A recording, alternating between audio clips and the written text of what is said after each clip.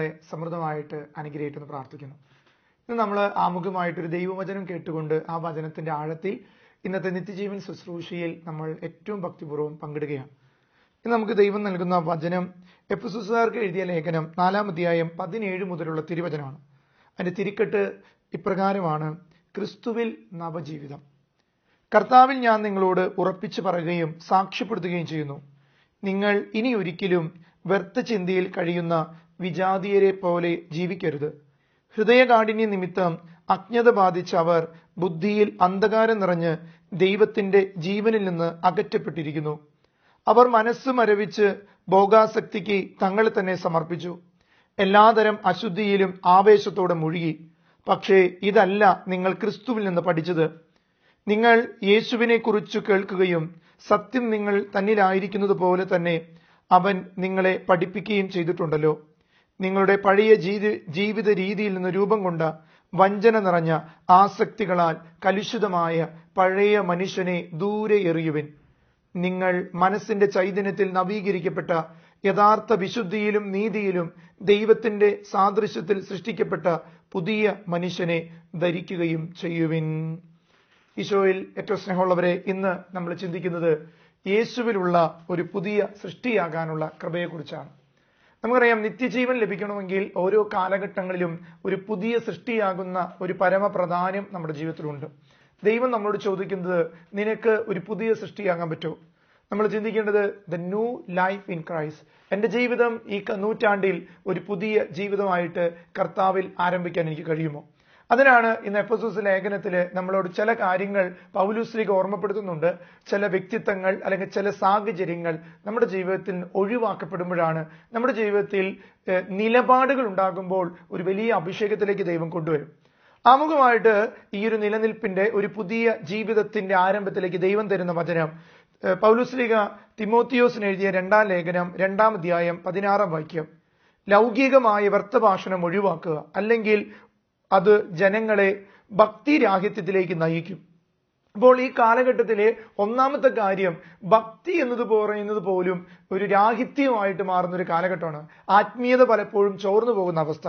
അതിന് ഒന്നാമത്തെ കാര്യം ഈ ലൗകിക വ്യർത്ഥ ഭാഷണങ്ങളാണ്. ഈ ലോകത്തിന്റെ സുഖങ്ങളും ലോകത്തിന്റെ ചപ്പുചവറുകളും സംസാരത്തിലൂടെയും പ്രവൃത്തിയിലൂടെയും ഒരു മനുഷ്യൻ തന്റെ ജീവിതത്തിലേക്ക് കൊണ്ടുവരുമ്പോൾ, ഒത്തിരി ലൗകികതയ്ക്ക് പ്രാധാന്യം കൊടുക്കുമ്പോൾ അവൻ എന്തുണ്ടാവും?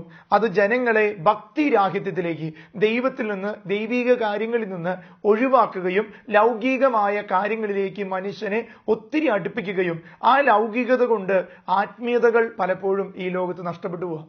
നമുക്കറിയാം, ഈ കാലഘട്ടങ്ങളിലെ പല കാര്യങ്ങളിലും ഭൗതികതയ്ക്ക് ഒത്തിരി പ്രാധാന്യം കൊടുത്തു തുടങ്ങി. ദൈവികതയെ നഷ്ടപ്പെടുത്തി ഭൗതികതയ്ക്ക് ഒത്തിരി പ്രാധാന്യം കൊടുത്തു. അതുകൊണ്ട് പലപ്പോഴും ദൈവികതകൾ പലപ്പോഴും മനുഷ്യനിൽ നഷ്ടപ്പെടുകയാണ്. ഒരു കുടുംബത്തിൽ പോലും ലൗകിക കാര്യങ്ങൾക്കാണ് ഒത്തിരി പ്രാധാന്യം. ആത്മീയ കാര്യങ്ങൾക്ക് ഒട്ടും പ്രാധാന്യമില്ലാത്ത അവസ്ഥകളിൽ ഇന്ന് കുടുംബങ്ങൾ കടന്നു പോകുന്നു. അതുകൊണ്ട് തന്നെ ഒത്തിരി തകർച്ചകൾ ഇന്ന് നമ്മുടെ കുടുംബങ്ങളിലും സഭയിലും സമൂഹത്തിലും കടന്നു വരുന്നുണ്ടെന്ന് തിരിച്ചറിയാം. വചനത്തില് പൗലോസ് ആദ്യം പറയുന്നത് ഹൃദയകാഠിന്യമാണ്. ഈ ഭക്തിരാഹിത്യം അല്ലെങ്കിൽ ദൈവത്തിൽ നിന്നുള്ള നിലപാടുകൾ മാറ്റുന്നതിന് ഒരു കാരണം മനുഷ്യന്റെ ഉള്ളിലെ ഹൃദയകാഠിന്യമാണ്. അവനിൽ തന്നെ ഒതുങ്ങുകയും അവൻ ചിന്തിക്കുന്നത് ശരിയാണെന്ന് ചിന്തിക്കുകയും അല്ലെങ്കിൽ മറ്റുള്ളവരൊന്നും പറയുന്നത് ശരിയല്ലെന്ന് അവന്റെ ഹൃദയത്തിൽ അവൻ പറയുകയും ചെയ്യുമ്പോൾ അവനെ തന്നെ അഹങ്കാരത്തിൽ കൊണ്ടുവരാം. അത് ഇന്ന് ലോകത്ത് ഒത്തിരി പേരുടെ ജീവിതത്തിലുള്ള ഹൃദയകാഠിന്യം. ചിലപ്പോൾ ഒന്ന് പരിഗണിക്കാൻ, ക്ഷമിക്കാൻ ഒന്നും കഴിയുന്നില്ല. എന്നോട് അവർ ചെയ്തതിന്റെ എണ്ണവും അതിന്റെ ആഴവും നോക്കിയിരിക്കും. എന്നാൽ എനിക്ക് അവരോട് ചെയ്യാനുള്ള പരിമിതികളും അതിന്റെ സാധ്യതകളും ഞാൻ പലപ്പോഴും നഷ്ടപ്പെടുത്തി കളയുന്നു. എഫെസോസ് ലേഖനത്തിൽ 4:18 ഇന്ന് നമ്മൾ വായിച്ച വചനത്തിന്റെ 4:18 വചനം പറയാണ്: ഹൃദയകാഠിന്യ നിമിത്തം അജ്ഞത ബാധിച്ച് അവർ ബുദ്ധിയിൽ അന്ധകാരം നിറഞ്ഞ് ദൈവത്തിന്റെ ജീവനിൽ നിന്ന് അകറ്റപ്പെട്ടിരിക്കുന്നു. അപ്പോ ഹൃദയകാഠിന്യം ഉള്ളൊരു വ്യക്തിയുടെ പ്രത്യേകത, അവർക്ക് അജ്ഞത ബാധിക്കും. അവരുടെ ഹൃദയം കഠിനമാകുമ്പോൾ അവരുടെ ബുദ്ധിയും ചിന്തയും കഴിവുകളെല്ലാം ഈ കാഠിന്യത്തിലേക്ക് പോകും. നമുക്ക് കാണാം, ഇന്ന് സഭയിലായാലും സമൂഹത്തിലായാലും ഈ ഹൃദയകാഠിന്യമുള്ളവർ ആരെയും രക്ഷിക്കില്ല. അവര് പറയുന്ന അല്ലെങ്കിൽ പാപത്തെക്കുറിച്ച് ഹൃദയകാഠിന്യമുള്ളവരുണ്ട്. ഇപ്പൊ പാപം ചെയ്താൽ എന്താ പ്രശ്നം, പാപത്തിൽ ഇങ്ങനെ നിലനിൽക്കുന്ന എന്താ പ്രശ്നം, അല്ലെങ്കിൽ ഇങ്ങനെ പ്രാർത്ഥിക്കേണ്ട ആവശ്യമുണ്ടോ, ഇങ്ങനെ പള്ളിയിൽ പോകേണ്ട ആവശ്യമുണ്ടോ, ഇവരെല്ലാം പൊട്ടയല്ലേ, അതുകൊണ്ട് ഞാൻ എന്തിനു വിശ്വസിക്കണം. അങ്ങനെ ഹൃദയകാഠിന്യമുള്ളവര് പലപ്പോഴും കുറെ ന്യായീകരണങ്ങൾ മുന്നിൽ വെക്കും. എന്നാൽ അവന്റെ ആത്മരക്ഷയെ അവൻ തന്നെ തടസ്സപ്പെടുത്തുന്നതാണെന്ന് അവൻ ഒരിക്കലും തിരിച്ചറിയുന്നില്ല. അതുകൊണ്ട് ഞങ്ങൾ ഈ കാലഘട്ടങ്ങളിൽ ഹൃദയകാഠിന്യ നിമിത്തം അജ്ഞത ബാധിച്ച് ബുദ്ധിയിൽ അന്ധകാരം നിറഞ്ഞ് ദൈവത്തിന്റെ ജീവനിൽ നിന്ന് അകറ്റപ്പെട്ടിരിക്കുന്നവരുണ്ടെന്ന് പൗലോസ് ലീഗ എഫെസോസ് ലേഖനത്തിൽ നമ്മളെ ഓർമ്മപ്പെടുത്തുന്നുണ്ട് 4:18.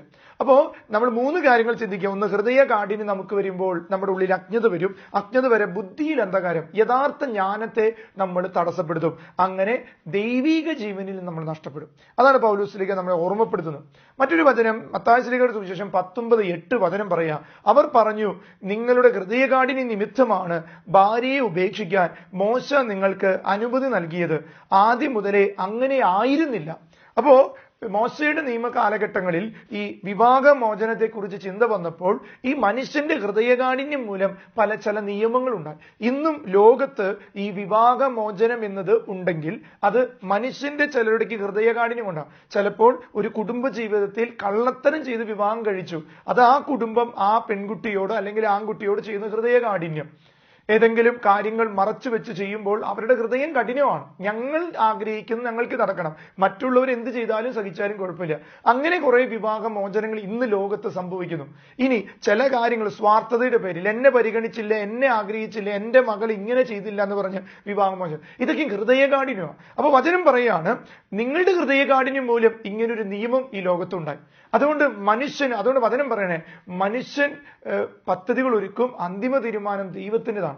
അതുകൊണ്ട് മനുഷ്യൻ കൂട്ടിച്ചേർത്തത് ദൈവം കൂട്ടിച്ചേർത്തത് മനുഷ്യൻ വേർപ്പെടുത്തരുത് എന്നൊക്കെ വചനം ഓർമ്മപ്പെടുന്നത് അതുകൊണ്ടാണ്.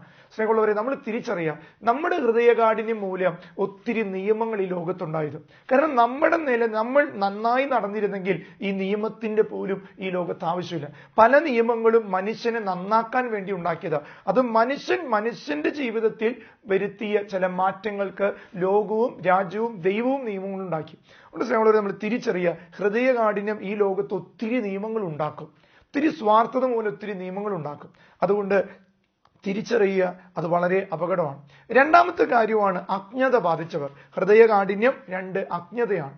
ഈ ലോകത്ത് എല്ലാവർക്കും നല്ല അറിവിന്റെ കാലഘട്ടമാണെങ്കിലും ഒത്തിരി അജ്ഞതകളുണ്ട്. ജ്ഞാനത്തെ മറപിടിക്കുന്ന അന്ധകാരത്തിന്റെ ശക്തികളെയാണ് അജ്ഞത എന്ന് പറയുന്നത്. അറിവുണ്ടെങ്കിലും യഥാർത്ഥ അറിവിലേക്ക് നയിക്കപ്പെടുന്ന ഒരു പ്രവർത്തനമില്ലാത്തതാണ് അജ്ഞത. അവിടെ ഞങ്ങൾ ഓസിയ പ്രവാചകന്റെ പുസ്തകത്തിൽ 4-ാം അധ്യായം 6-ാം വാക്യം പറയുന്നുണ്ട്, അജ്ഞത നിമിത്തം എന്റെ ജനം നശിച്ചു. അറിവുള്ളവരാണ്, എന്നാൽ അജ്ഞത നിമിത്തമാണ് എന്റെ ജനത നശിക്കുന്നത്. അപ്പൊ ദൈവത്തിന്റെ വചനം ഓർമ്മപ്പെടുത്തുന്നത് എന്തുകൊണ്ടാണ് ഈ മനുഷ്യന് അജ്ഞത ഉണ്ടാക്കുന്നത്. അവന് അറിവുണ്ട്, എന്നാൽ അതിനനുസരിച്ചൊരു പ്രവർത്തനമില്ല. ഈ കാലഘട്ടങ്ങളിലെ കാലഘട്ടത്തെ ഗതിവിഗതികളെ നമ്മൾ നോക്കുമ്പോൾ അതിലൊരു കാര്യം മനസ്സിലാക്കുന്ന ഒരു കാര്യമുണ്ട്. ഏറ്റവും അറിവുള്ള മനുഷ്യരാണ് ഏറ്റവും അധപതിച്ച പാപങ്ങൾ ചെയ്യുന്നത്. ഏറ്റവും കഴിവുള്ളവരാണ് ഏറ്റവും താഴെയിലേക്ക് ഇറങ്ങിച്ചെന്ന് ഏറ്റവും നമ്മുടെ ലോ ക്ലാസ് ലെവലിലേക്ക് പോകുന്ന ഒരു അവസ്ഥയുണ്ട്. അപ്പൊ തിരിച്ചറിയുക, ഇന്ന് എന്തുകൊണ്ട് അജ്ഞതയാണ് അതിന് കാരണം. യഥാർത്ഥത്തിലുള്ള ശുദ്ധമായ സത്യത്തിന് വിരുദ്ധമായ ചില പ്രവൃത്തികൾ ഇന്ന് ലോകത്ത് നടക്കുന്നു. അതുകൊണ്ട് തിരിച്ചറിയുക, പ്രഭാഷകന്റെ പുസ്തകം 4-ാം അധ്യായം 25-ാം വാക്യം പറയുകയാണ്, സത്യവിരുദ്ധമായി ഒരിക്കലും വാദിക്കരുത്, സത്യം അജ്ഞതയെക്കുറിച്ച് ബോധവാനായിരിക്കണം, സ്വന്തം ജ്ഞാനത്തെക്കുറിച്ച് ഒരുവൻ ബോധവാനായിരിക്കണം. വചനം ഒന്നുകൂടി പറയാ, സത്യവിരുദ്ധമായി ഒരിക്കലും വാദിക്കരുത്, സത്യത്തിന് വിരുദ്ധമായ ഒരു വാദത്തിന് ഞാൻ പോയി നിൽക്കരുത്. എന്നിട്ട് പറയാ, സ്വന്തം ജ്ഞാനത്തെക്കുറിച്ച് ബോധമുള്ളവനായിരിക്കണം. എന്റെ അറിവിന്റെ തല നിന്നുകൊണ്ട് ഞാൻ വിശ്വസിക്കുന്ന വിശ്വാസത്തിന്റെ ആഴം മനസ്സിലാക്കി, ഞാൻ അറിയുന്ന എന്റെ ബോധ്യങ്ങൾ മനസ്സിലാക്കി, എന്റെ കുടുംബത്തിൽ നിന്ന് എനിക്ക് കിട്ടിയ നല്ല മൂല്യങ്ങളെ മനസ്സിലാക്കി ഞാൻ ജീവിക്കണം. അവിടെയാണ് സത്യം എന്നതിന് നിലനിൽപ്പ് എന്റെ ഉള്ളിലുണ്ടാകുന്നത്. യെശയ്യാ പ്രവാചകന്റെ പുസ്തകം 5-ാം അധ്യായം 13-ാം വാക്യം നമ്മെ പിന്നെയും ഓർമ്മപ്പെടുത്തുന്നുണ്ട്, എന്റെ ജനം അജ്ഞത നിമിത്തം അടിമത്തത്തിലേക്ക് നീങ്ങുന്നു, അവരുടെ പ്രഭുക്കന്മാർ വിശപ്പ് കൊണ്ട് മരിക്കുകയും അനേകർ ദാഹാർത്തരായി കഴിയുകയും ചെയ്യുന്നു.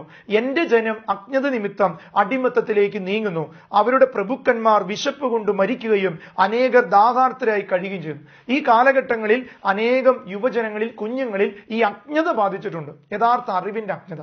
ഈ കാലഘട്ടങ്ങളിൽ എന്നെ ചിന്തിപ്പിച്ചൊരു കാര്യമുണ്ട്, ഈ അജ്ഞതയ്ക്ക് പല കാരണങ്ങളുണ്ട്. അവരാഗ്രഹിക്കുന്ന തലത്തിലുള്ളവരാണ് എനിക്ക് അറിവ് നൽകുക എന്നുള്ള ബോധ്യം പലരെയും തെറ്റിച്ചിട്ടുണ്ട്.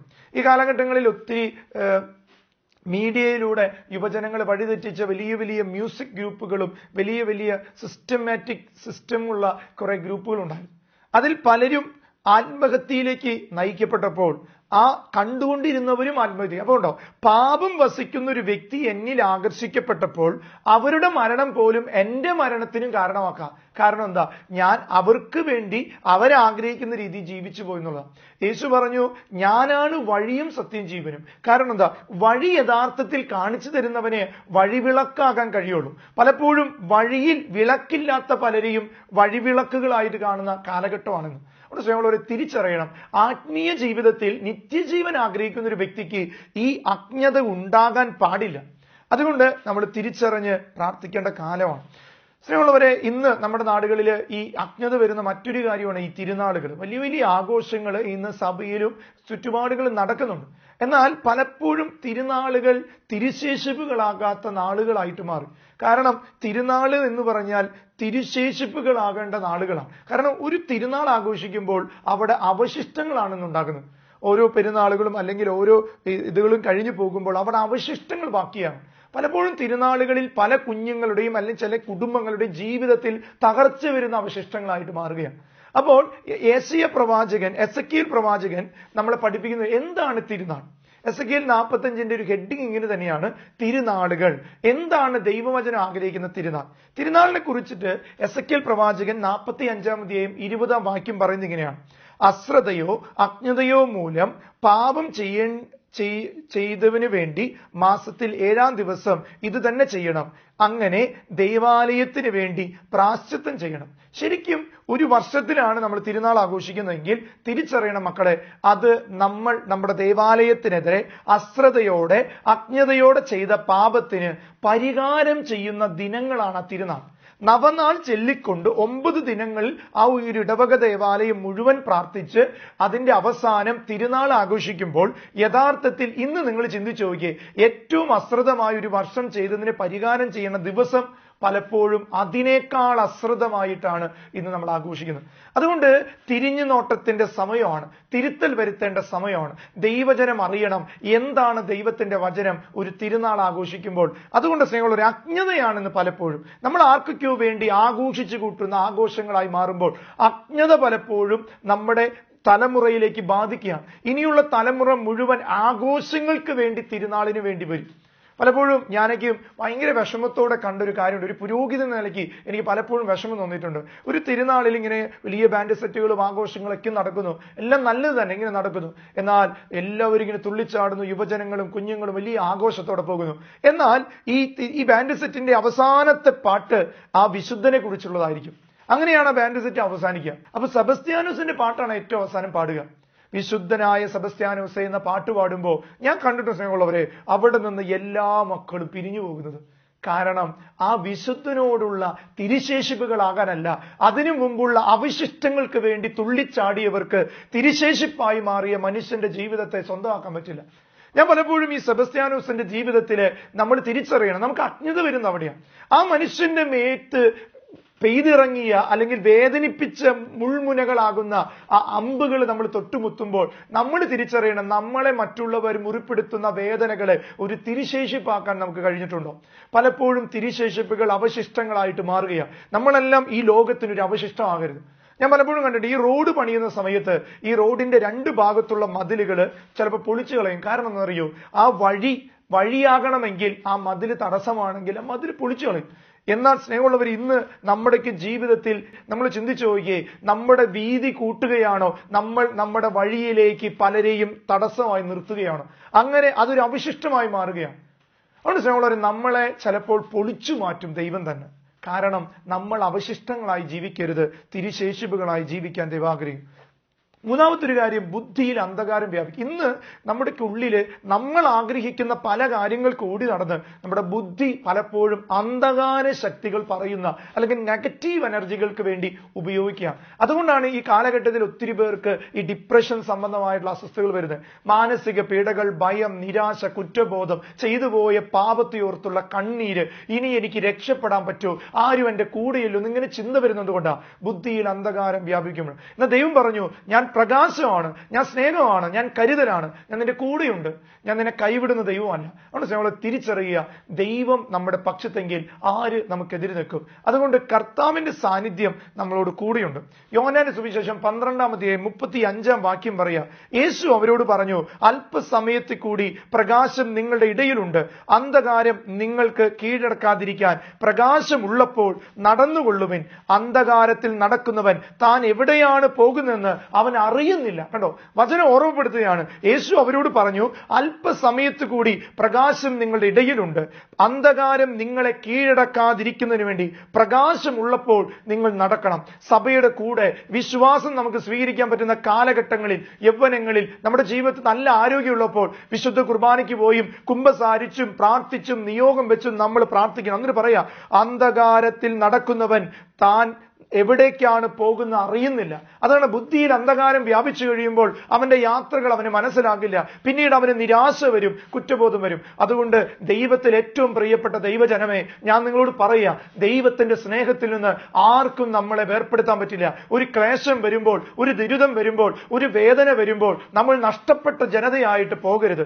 കർത്താവിൽ പ്രത്യാശ അർപ്പിക്കുക. അതുകൊണ്ട് ഈ അന്ധകാര ശക്തികൾ നമ്മുടെ ബുദ്ധിയിൽ പലതും പറയും. നീ ജീവിച്ചിട്ട് എന്ത് കാര്യം, നിനക്ക് മുന്നോട്ട് പോകാൻ പറ്റുമോ, നിന്റെ കുടുംബം ഭയങ്കര ദാരിദ്ര്യത്തിലല്ലേ. എന്റെ സ്നേഹമുള്ളവർ, ഇതെല്ലാം നമ്മുടെ ജീവിതത്തിൽ ഉണ്ടാകുമ്പോഴും പ്രത്യാശ ദൈവത്തിൽ വേണം. ആശകളെ മാറ്റിവെച്ച് പ്രത്യാശയുടെ ആഴത്തിലേക്ക് നമ്മൾ കടന്നു വരാൻ ദൈവം ആഗ്രഹിക്കുന്നുണ്ട്. മത്തായി ശ്ലീഹയുടെ സുവിശേഷത്തിലെ 6-23 വചനം പറയാ, കണ്ണ് ദുഷ്ടമാണെങ്കിലോ ശരീരം മുഴുവൻ ഇരുണ്ടുപോകും.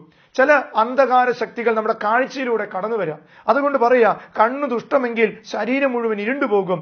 നിന്നിലെ പ്രകാശം അന്ധകാരമാണെങ്കിൽ അന്ധകാരം എത്രയോ വലുതായിരിക്കും. നിന്റെ കാഴ്ചയിലൂടെ കടന്നു വന്ന അന്ധകാരം നിന്റെ അകത്തുണ്ടെങ്കിൽ നിന്റെ അന്ധകാരം എത്രയോ വലുതായിരിക്കും.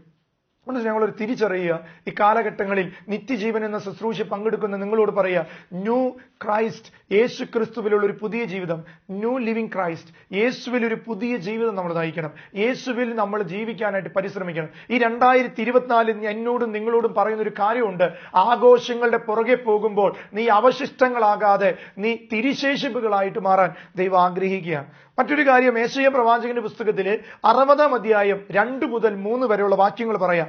അന്ധകാരം ഭൂമിയെ കൂരിരുട്ടിന്റെ ജനതയെ മൂടും, അന്ധകാരം ഭൂമിയെയും കൂരിരുട്ടിന്റെ ജനതയെയും മൂടും. എന്നാൽ കർത്താവ് നിന്റെ മേൽ ഉദിക്കുകയും അവിടുത്തെ മഹത്വം നിന്നിൽ ദൃശ്യമാവുകയും ചെയ്യും. ജനതകൾ നിന്റെ പ്രകാശത്തിലേക്കും രാജാക്കന്മാർ നിന്റെ ഉദയ ശോഭയിലേക്കും വരും. അതുകൊണ്ട് ദൈവം പറയാ, ഈ അന്ധകാരത്തിന്റെ കെട്ടുകൾ അഴിക്കാൻ നീ ദൈവ സ്നേഹത്തിലേക്ക് ആഴപ്പെട്, ദൈവത്തിന്റെ അനന്തമായ കൃപയിലേക്ക് നീ ആശ്രയിക്ക്, കൂദാശ ജീവിതം നയിക്ക്. ആഘോഷങ്ങൾ പലതും ഉണ്ടെങ്കിൽ ഏറ്റവും വലിയ ആഘോഷമാകുന്ന വിശുദ്ധ കുർബാനയുടെ ആഘോഷം നിനക്ക് എങ്ങനെയാ? കൊട്ടിഘോഷങ്ങളുടെ മുന്നിൽ നീ തുള്ളിച്ചാടുമ്പോൾ, ദിവ്യകാരുണ്യത്തിന്റെ മുന്നിൽ, ദിവ്യകാരുണ്യ ആരാധനയുടെ മുന്നിൽ നിനക്ക് ആഘോഷിക്കാൻ പറ്റുന്നില്ലെങ്കിൽ നീ പലപ്പോഴും ഉദയ സൂര്യനെ നിന്റെ മുന്നിൽ മറച്ചു കളഞ്ഞു എന്നുള്ള സത്യമാണ്. നമുക്കിന്ന് ആഘോഷങ്ങൾക്ക് സമയമുണ്ടെന്നേ. എന്നാൽ എന്നും നിന്റെ ബലിപീഠത്തിലുള്ള യഥാർത്ഥ ആഘോഷമാകുന്ന പരിശുദ്ധ കുർബാന നിനക്കൊരു ആഘോഷമാണോ? ഈ ലോകത്തുള്ള സകല വിശുദ്ധരെയും നീ ആഘോഷപൂർവ്വം കൊണ്ടാടുമ്പോൾ അവരെ വിശുദ്ധരാക്കിയ, അവരെ തിരുശേഷിപ്പുകളാക്കിയ, തിരുഹിതം നിറവേറ്റുന്ന ദിവ്യകാരുണ്യം നിനക്ക് എപ്രകാരമാണ്? തിരിച്ചറിയണ സ്നേഹമുള്ളവരെ. അല്ലെങ്കിൽ കാലഘട്ടങ്ങൾ കടന്നു പോകുക, ദുരിതങ്ങളുടെ കാലഘട്ടങ്ങൾ ഒന്നും മാറ്റപ്പെടുന്നില്ല. നിന്റെ മാനസിക സ്ഥിതി മാറിയില്ലെങ്കിൽ, നീ അറിയേണ്ട സത്യത്തിലേക്ക് നീ നടന്നു നീങ്ങിയില്ലെങ്കിൽ നീ എപ്പോഴും നഷ്ടത്തിന്റെ ബോധത്തിലേക്ക് പോകും. അതുകൊണ്ട് സ്നേഹമുള്ളവരെ തിരിച്ചറിയുക. യെശയ്യാ പ്രവാചകൻ പറയുക, അന്ധകാരം ഭൂമിയെയും കൂരിരുട്ട് ജനതകളെയും മൂടുന്ന കാലഘട്ടം വന്നുകൊണ്ടിരിക്കുക. എന്നാൽ കർത്താവ് നിന്റെ മേൽ ഉദിക്കുകയും അവിടുത്തെ മഹത്വം നിന്നിൽ ദൃശ്യമാകുകയും ചെയ്യും. അതുകൊണ്ട് ഉദിക്കുന്ന സൂര്യനായ യേശുവിന്റെ സാന്നിധ്യത്തിൽ നീ ആഴപ്പെടുമ്പോൾ നിന്റെ ജീവിതത്തിൽ കൃപ കിട്ടും. ജോബിന്റെ പുസ്തകത്തില് 16:16 വചനം പറയാ, കരഞ്ഞ് കരഞ്ഞ് എന്റെ മുഖം ചുമന്നു, എന്റെ കൺപോളകളിൽ അന്ധകാരം കൂടിയിരിക്കുന്നു.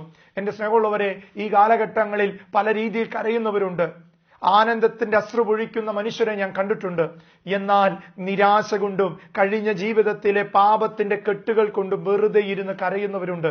മനസ്സ് ഭാരപ്പെട്ട് ഇനി ജീവിതം മുന്നോട്ട് പോയിട്ട് കാര്യമില്ല, നരകത്തിലേ ഞാൻ പോകുള്ളൂ എന്ന് പറഞ്ഞ് പ്രത്യാശ നഷ്ടപ്പെട്ട ജനത്തിന്റെ കണ്ണീരുണ്ട്. വചനം ജോബിന്റെ പുസ്തകത്തിൽ പറയാ, കരഞ്ഞ് കരഞ്ഞ് എന്റെ മുഖം ചുമന്നു. ചിലരുടെക്കും മുഖം ചുമക്കുന്നതിന് കാരണം എന്നറിയോ? മനസ്സ് ഭാരപ്പെട്ടിട്ട്. എന്നിട്ട് പറയാ, എന്റെ കൺപോളകൾ അന്ധകാരം കൂടിയിരിക്കുന്നു, എനിക്ക് എങ്ങനെ പോകും? അതുകൊണ്ട് സ്നേഹമുള്ളവരെ, അനുദപിച്ച് തിരിച്ചു വാ. ദൈവം നിന്നെ കാത്തിരിക്കുക, കൈനീട്ടി നിന്നെ കാത്തിരിക്കുന്ന ഒരു ദൈവത്തിലേക്ക് നീ വാ. അവിടെയാണ് ഒരു പുതിയ ജീവിതം നിനക്ക് ആരംഭിക്കുക. ക്രിസ്തുവിൽ ഒരു പുതുജീവിതം ഈ കാലഘട്ടത്തിൽ മനുഷ്യനുണ്ടെന്നേ. ആരെല്ലാം നിന്നെ തള്ളിപ്പറഞ്ഞാലും ആരെല്ലാം നിന്നെ ഒറ്റപ്പെടുത്തിയാലും ദൈവം നിന്നെ കൈനീട്ടി, വാമോ കുഞ്ഞെ, ഞാൻ നിന്റെ കൂടെയുണ്ട്, ഞാൻ നിന്നെ സ്നേഹിക്കുന്നത്. അതുകൊണ്ട് നമ്മൾ തിരിച്ചറിയണം, അത് ദൈവത്തിന്റെ ജീവനിൽ നിന്ന് അകറ്റപ്പെട്ടിരിക്കുന്ന ഒരു ജനതയുണ്ട്. അതുകൊണ്ട് അവരുടെ കൂടരുത്. അകറ്റപ്പെട്ടവൻ അകറ്റപ്പെട്ടതാ, എന്നാൽ കൂട്ടപ്പെട്ടവൻ എന്നും ദൈവത്തിനെയാ. അതുകൊണ്ടാണ് എഫെസോസുകാർക്ക് എഴുതിയ ലേഖനത്തിൽ 2-ാം അധ്യായം 12 മുതൽ 14 വരെ പറയുന്നത്, അന്ന് നിങ്ങൾ ക്രിസ്തുവിനെ അറിയാത്തവരും ഇസ്രായേൽ സമൂഹത്തിൽ നിന്ന് അകറ്റപ്പെട്ടവരും ഉടമ്പടിയുടെ വാഗ്ദാനത്തിൽ അപരിചിതരും പ്രത്യാശയില്ലാത്തവരും ലോകത്തിന്റെ വിശ്വാസമില്ലാത്തവരുമായിരുന്നു എന്ന കാര്യം അനുസ്മരിക്കുക. എന്നാൽ ഒരിക്കൽ വിദൂരസ്ഥരായിരുന്ന നിങ്ങൾ ഇപ്പോൾ യേശു ക്രിസ്തു അവന്റെ രക്തം വഴി സമീപസ്ഥരായിരിക്കുന്നു. കാരണം അവൻ നമ്മുടെ സമാധാനമാണ്. ഇരു കൂട്ടരെയും അവൻ ഒന്നിപ്പിക്കുകയും ശത്രുക്കളുടെ മതിലുകൾ തകർക്കുകയും ചെയ്യും. അതുകൊണ്ട് സ്നേഹമുള്ളവരെ, എഫെസോസ് ലേഖനത്തിലെ 14-ാമത്തെ വാക്യം ഓർമ്മപ്പെടുത്തുക, ഒരിക്കൽ വിദൂരസ്ഥരായ നിങ്ങൾ കർത്താവിൽ സമീപസ്ഥരാകണം. അവന്റെ രക്തം വഴി സമാധാനത്തിന് ഒരു ഉടമ്പടി നിങ്ങൾക്ക് തരും. ഇത് ഇരു കൂട്ടർക്കും ഒന്നിപ്പിക്കുന്നതിന് ശത്രുക്കളുടെ മതിൽ തകർക്കും. നമുക്ക് കരങ്ങൾ കൂപ്പാം. കർത്താവെ, ഒരു പുതിയ സൃഷ്ടിയാകാൻ യേശു ക്രിസ്തുവിലുള്ള ഒരു നവജീവിതം എനിക്ക് തരണമേ. ഞാൻ ആയിരിക്കുന്ന അവസ്ഥയിൽ നിന്ന് ആയിരിക്കേണ്ട അവസ്ഥയിൽ എത്തിച്ചേരാൻ എനിക്ക് കൃപ നൽകി അനുഗ്രഹിക്കണമേ. കർത്താവെ, ഈ ശുശ്രൂഷ പങ്കെടുക്കുന്ന എല്ലാവർക്കും ഈ വചനങ്ങൾ അഭിഷേകവും കൃപയുമായി മാറട്ടെ, ഇപ്പോഴും എപ്പോഴും എന്നേക്കും. ആമേൻ.